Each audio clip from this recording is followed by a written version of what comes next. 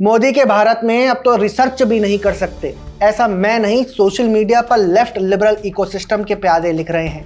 क्यों? क्योंकि एक ब्रिटिश प्रोफेसर को भारत में एंट्री नहीं मिली। रवीश से लेकर शेखर गुप्ता जैसे तमाम योद्धाओं ने इस पर ट्वीट किया है। लेफ्ट लिबरल इकोसिस्टम ने बताया कि रिसर्च वालों से, एकेडेमिया वालों से अब मोदी सरकार घबराने लगी है।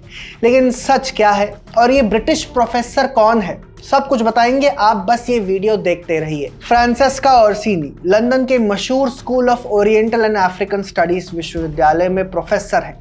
वो पिछले कई सालों से भारतीय भाषाओं, खासकर हिंदी और उर्दू पर रिसर्च कर रही हैं और इसके लिए वे भारत आती रहती हैं। लेकिन इस बार जब वो भारत आने की कोशिश कर रही थी तो उन्हें एयरपोर्ट पर एंट्री से रोक दिया गया और डिपोर्ट कर दिया गया। सरकारी तौर पर कोई बड़ी टिप्पणी नहीं आई, बस इतना कहा गया कि वीज़ा प्रक्रिया के तहत निर्णय लिया गया है। कुछ रिपोर्ट्स के मुताबिक कहा जा रहा है कि वो टूरिस्ट वीज़ा रूल्स को वायलेट कर रही थी, जिसकी वजह से उनको मार्च 2025 में ही ब्लैकलिस्ट कर दिया गया था। लेकिन जैसे ही न्यूज़ आई कि उन्हें हांगकांग से दिल्ली लैंड करते ही डिपोर्ट कर दिया गया था, पश्चिमी मीडिया और भारत के लिबरल इंटेलिजेंसिया ने एक साथ स्वर में बोला, ये तो एकेडमिक फ्रीडम पर प्रहार है। देखिए, एक्टिविस्ट इकोसिस्टम को सही लगे या गलत, भारत में रहना होगा तो law of the land follow करना होगा। खैर, चलिए समझते हैं कि फ्रांसेस्का ओर्सिनी आखिरकार कौन है।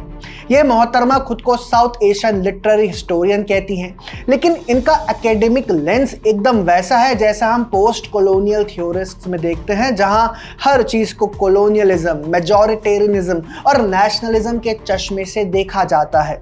उनकी 2002 की पब्लिश हुई किताब द हिंदू पब्लिक स्फेयर शायद उनका सबसे चर्चित काम है।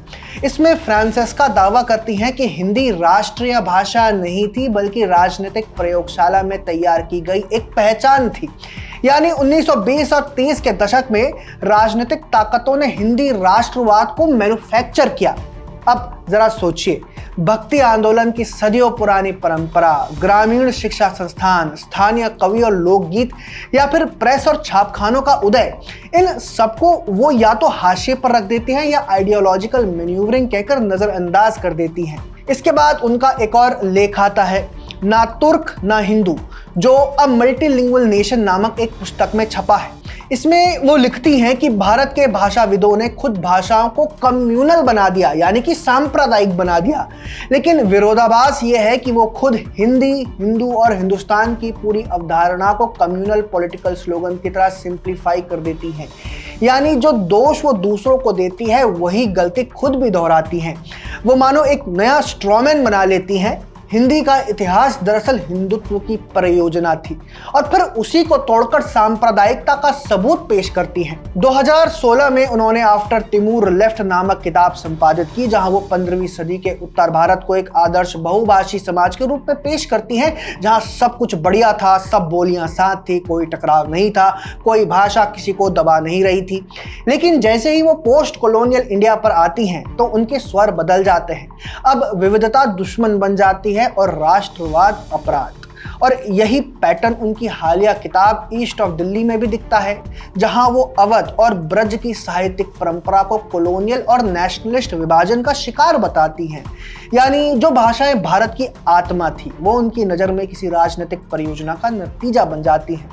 अगर आप ध्यान दें तो उनकी हर किताब एक ही फॉर्मूला फॉलो करती है, राष्ट्रीय पहचान को मैन्युफैक्चर्ड बताना, पुराने मल्टीलिंगुअल पास्ट को रोमांटिसाइज करना, आधुनिक हिंदी को हेगेमनी कहना और फिर उस निष्कर्ष पर पहुंचना कि Hindi nationalism is cultural domination.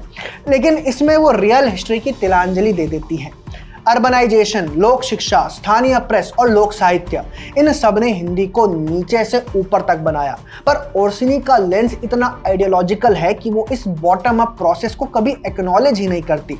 अब इसका असर क्या होता है? जब फ्रांसेस्का ओर्सिनी जैसे एकेडमिक्स ये नैरेटिव फैलाते हैं कि हिंदी इज अ हेगेमनिक कंस्ट्रक्ट, तो ये विचार सीधे नॉन हिंदी राज्यों की राजनीति में एको करता है। फिर वहां से उठते हैं नारे, stop Hindi imposition, down with linguistic centralization. यानी एक स्कॉलरली थीसिस राजनीतिक हथियार बन जाती है और ये बात समझनी जरूरी है क्योंकि भारत जैसे विविध देश में हर विचार की अपनी राजनीतिक गूंज होती है। और वैसे भी ये कोई पहली बार तो कोई एग्जाम्पल नहीं है। क्रिस्टोफ जेफ्रोलेट, ऑड्रे तुर्स्के, शेल्डन पॉलक, हर 5-10 साल बाद एक नया आउटसाइडर एक्सपर्ट भारत की सभ्यता, हमारे धर्म या भाषा को डिकोड करने आ जाता है। और इन सब के बीच एक कॉमन फैक्टर है भारत की एकता और उसकी विविधता को झुटलाना, उसे नकली बताना।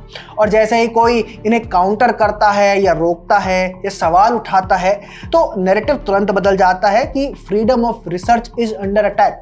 लेकिन कोई नहीं पूछता कि ये रिसर्च है या ideological activism disguised as scholarship. दोस्तों, भारत एक लोकतांत्रिक देश है जहां आलोचना भी जगह पाती है और डाइसेंट भी। लेकिन क्या किसी भी रिसर्चर को यह अधिकार है कि वो भारतीय समाज को उसी औपनिवेशिक दृष्टि से देखे जिसने कभी इस देश को विभाजित किया था? और ये सवाल भी आज हम उठाते हैं। ये सारे विदेशी स्कॉलर्स की रिसर्च अक्सर भारत विरोधी ही क्यों होती है? भारत किसी विचार से नहीं डरता, लेकिन वो अपने विरुद्ध चलने वाले छिपे एजेंडे को पहचानने से भी कतराता नहीं है। फ्रांसेस्का ओर्सिनी का भारत आना या ना आना ये असली मुद्दा नहीं है। असल बात यह है कि उनकी किताबें, उनके लेक्चर्स, उनके लेख भारत की सांस्कृतिक चेतना को एक पॉलिटिकल कैरिकेचर में बदल देते हैं। एक बार फिर से बता दूं, फ्रांसेस्का को भारत में एंट्री देने या ना देना अलग मुद्दा है, लेकिन उनके द्वारा फैलाए गए असत्य पर सवाल उठाना तो बनता है। दोस्तों, भारत को समझने के लिए किताबें नहीं, नियत साफ होना जरूरी है। और जब नियत एजेंडे से ड्रिवन हो तो रिसर्च भी एक्टिविज्म बन जाती है। बाकी आपके क्या विचार हैं? फ्रांसेस्का ओर्सिनी को मोदी गवर्नमेंट ने एंट्री क्यों नहीं दी? आपका इस मुद्दे पर क्या कहना है? कमेंट सेक्शन में हमें अपनी राय जरूर दें। ऐसे ही अन्य वीडियोस के लिए पैम्फलेट को सब्सक्राइब करना ना भूलें। धन्यवाद।